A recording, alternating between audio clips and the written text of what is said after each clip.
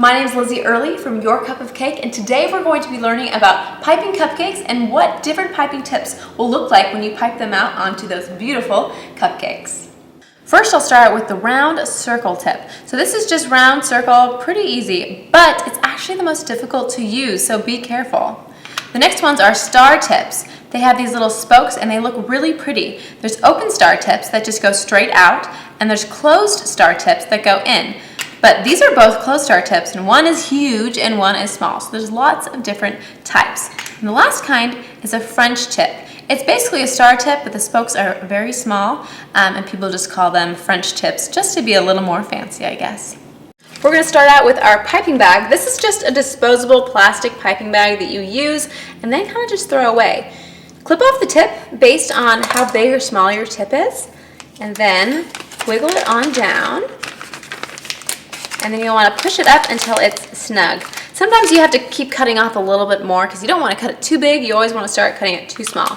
So push it up until it's airtight, and then you can fill it up with frosting.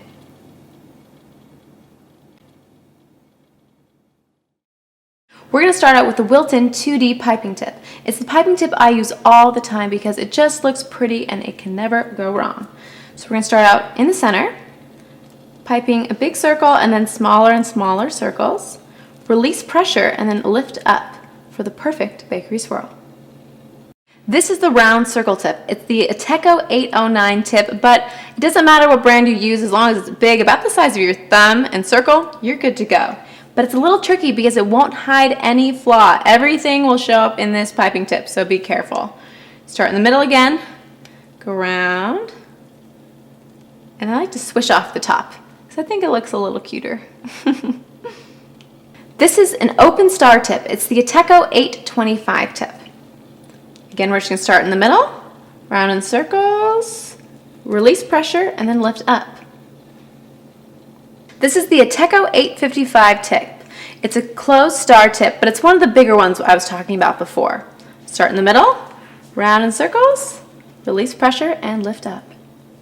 And this is the French tip. Lots of little tiny spokes, and they come in different sizes. They're really common for pastry things. Start in the middle, circles, and lift.